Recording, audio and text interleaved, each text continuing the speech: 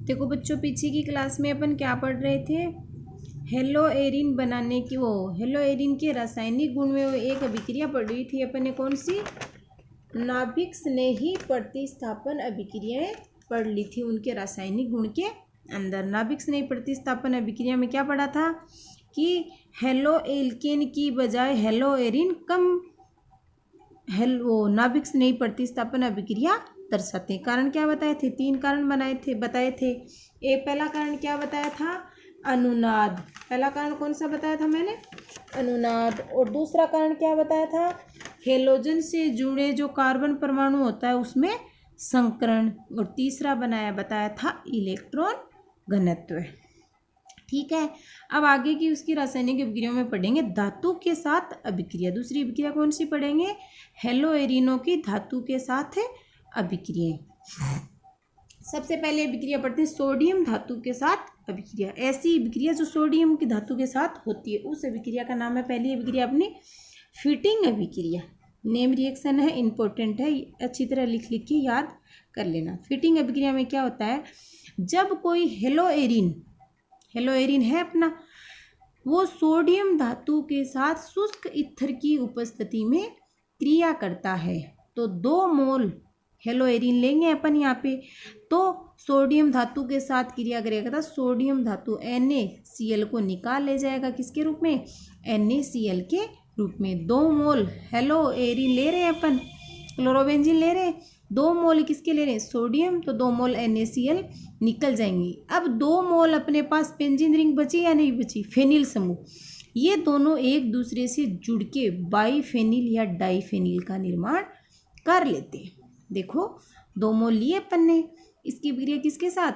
2 मोल sodium लिए अपन ने, इसके साथ किसकी उपस्थिति में? शुष्क ईथर की उपस्थिति में यह अभिक्रिया हो रही है तो 2 मोल NaCl के रूप में निकल गए हैं तथा 2 मोल जुड़ के किसका निर्माण कर लिया है?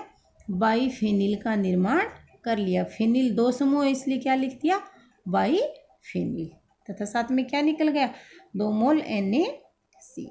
समझ में आई फिटिंग अभिक्रिया? इंपॉर्टेंट है, याद कर लेना। अगली अभिक्रिया है वुड्स फिटिंग अभिक्रिया। क्या है? वुड्स फिटिंग अभिक्रिया। हेलोएरिन तथा हेलोएल्केन, क्या? हेलोएरिन तथा हेलोएल्केन दोनों ही किसके साथ अभिक्रिया करते हैं? सोडियम धातु के साथ शुष्क ईथर की उपस्थिति में अभिक्रिया करते हैं। एक तो क्या लेते हैं? हेलोएरिन ले लिया। दूसरा क्या लेते हैं? हेलोएल्केन। दोनों की अभिक्रिया सोडियम धातु के साथ शुष्क ईथर की उपस्थिति में करवाई जाती है। दोनों अभिक्रिया क्या है? सोडियम धातु के साथ अभिक्रिया चल रही है तो एक फिटिंग अभिक्रिया, दूसरी अभिक्रिया नाम है वुड्स फिटिंग अभिक्रिया। पहले तो ओनली हेलोएरिन के 2 मोल लेके करवा रहे थे, किसकी उपस्थिति में? शुष्क ईथर की उपस्थिति में सोडियम के साथ अभिक्रिया। अब वुड्स फिटिंग में क्या होता है? दोनों, एक तो हेलोएरिन लेते हैं और एक हेलोएल्केन लेते हैं, दोनों की अभिक्रिया सोडियम धातु के साथ शुष्क ईथर की उपस्थिति में करवाते हैं तो 2 मोल सोडियम लिए, दोनों मोल NaCl के रूप में निकल जाते हैं। ये CH3 समूह जो एल्केन समूह बचा है ये कहाँ लग जाता है? यहाँ पे लग के क्या बना लेता है? Methyl benzene. क्या बना लेता है? Methyl benzene. इसको क्या बोलते हैं? टोलुइन। क्या बोलते हैं? टोलुइन। तथा 2 मोल क्या निकल जाते हैं?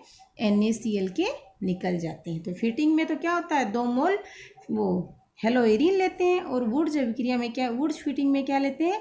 एक हेलोएरिन लेते हैं और दूसरा हेलोएल्केन लेते हैं। दोनों सोडियम धातु के साथ अभिक्रियाएं थी। अगली पढ़ते हैं अपने मैग्नीशियम धातु के साथ अभिक्रिया। क्या पढ़ते हैं? मैग्नीशियम धातु के साथ अभिक्रिया। अगर कोई भी हेलोएरिन की अभिक्रिया किसके? मैग्नीशियम धातु के साथ शुष्क ईथर की उपस्थिति में करवाई जाती है तो क्या बनता है? Phenyl magnesium halide. क्या बनता है? Phenyl magnesium halide. हैलाइड का मतलब क्लोराइड, ब्रोमाइड, आयोडाइड कुछ भी लगा सकते हैं। अगर यहाँ पे अपन ने क्या लिया? आयोडोबेंजीन लिया। इसकी अभिक्रिया किसके साथ करवाते हैं? मैग्नीशियम के साथ शुष्क ईथर की उपस्थिति में करवाते हैं तो क्या बन जाता है? फेनिल समूह है magnesium iodide, phenyl magnesium iodide. अगर ब्रोमाइड लिया है तो फेनिल मैग्नीशियम ब्रोमाइड, क्या बना, फेनिल मैग्नीशियम ब्रोमाइड। दो सारी अभिक्रियाएं शुष्क ईथर की उपस्थिति में हो रही, इनकी प्रेजेंस आपको ध्यान में रखनी होगी। चलो अगली अभिक्रिया देखते हैं, उल्मान अभिक्रिया। कौन सी अभिक्रिया, उल्मान अभिक्रिया। अगर आयोडोबेंजीन की अभिक्रिया किसके साथ, कॉपर धातु के साथ करवाई जाती है तो बाइफेनिल का निर्माण होता है।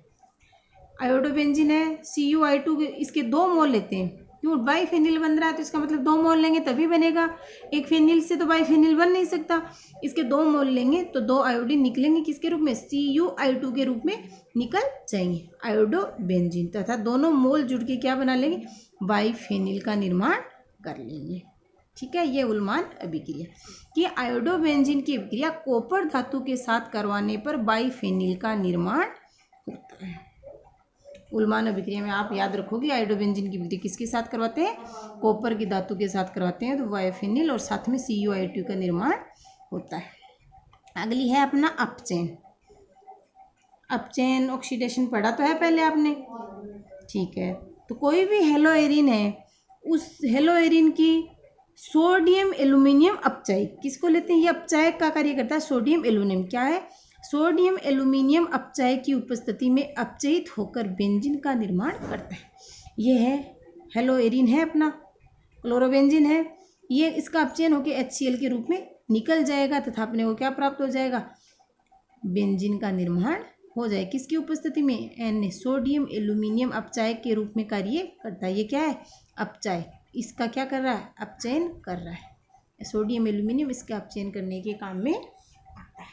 तो ये तो थी अपनी नाभिक स्नेही प्रतिस्थापन अभिक्रिया, मैग्नीशियम धातु के साथ भी हो गई और सोडियम धातु के साथ हो गई और अपचयन अभिक्रियाएं हो गई। अब अगली अभिक्रिया पढ़ते हैं अपन, इलेक्ट्रॉन स्नेही प्रतिस्थापन अभिक्रिया। अब अपन ने पढ़ा था कि नाभिक स्नेही प्रतिस्थापन तो बहुत कम देते हैं, कौन, हेलोएरिन, लेकिन इलेक्ट्रॉन स्नेही प्रतिस्थापन अभिक्रियाएं हेलोएरिन बहुत अच्छी तरह से देते हैं।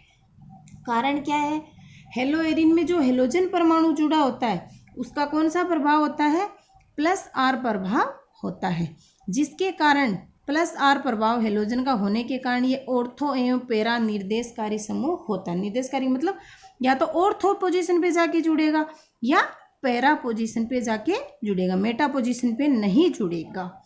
हेलोजन का -I प्रभाव +R प्रभाव होता है, लेकिन हेलोजन का -I प्रभाव होने के कारण यह इलेक्ट्रॉन घनत्व को क्या कर देता है, कम कर देता है, जिसके कारण यह विसक्रियणकारी समूह है, जिसका कोई सक्रिय समूह होता है उसको निकाल देता है।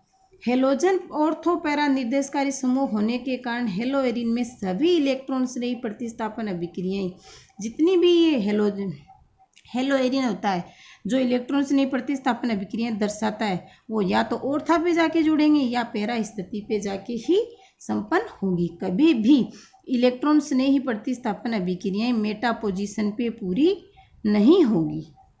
ठीक है, पहली पढ़ते हैं अपन क्लोरीनीकरण अभिक्रिया। क्लोरीनीकरण का मतलब क्लोरीन का जुड़ना। क्लोरीनीकरण अभिक्रिया में क्या होता है, क्लोरीन का जुड़ना। अब देखो हेलोएरिन लिया, हेलोएरिन का क्लोरीनीकरण करवाने किसकी उपस्थिति में, FeCl3 की उपस्थिति में, तो क्या निकलेगा, यहाँ से क्या निकलेगा, जहाँ ये जैसा है वैसा का वैसा रहेगा, इसमें कोई भी चेंजेस नहीं आएंगे।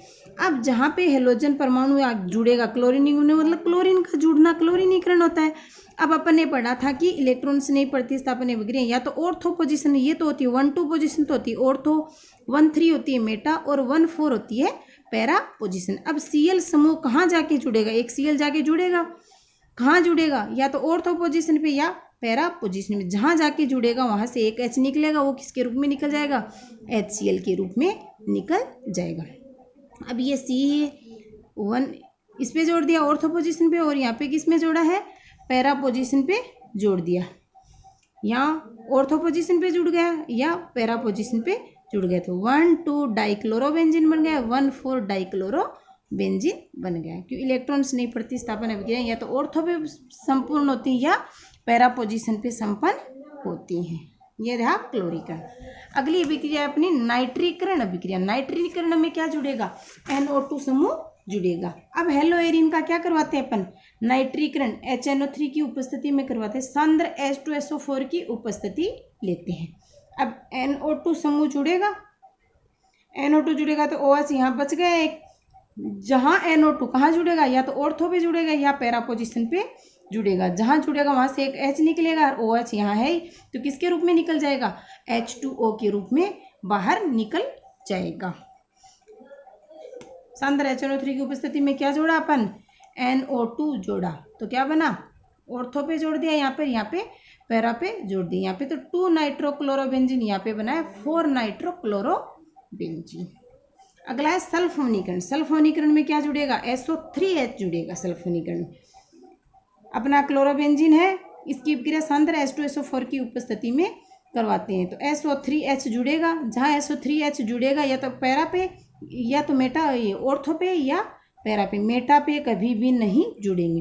तो SO3H कहाँ जुड़ेगा, देखो ऑर्थो पे जुड़ा, जहाँ से जुड़ा वहाँ से क्या निकला, एक H निकला और एक ऑक्सीजन यहाँ पे बचा हुआ है, तो किसके रूप में निकल गए, जल के अणु के H2O के रूप में बाहर निकल गई। यहाँ बना 2 क्लोरोबेंजीन सल्फोनिक अम्ल और आगे बना अपना 4 क्लोरोबेंजीन सल्फोनिक अम्ल। 2 बनते ऑर्थो पोजीशन वाला और एक पैरा पोजीशन वाला। अगला देखो, अगली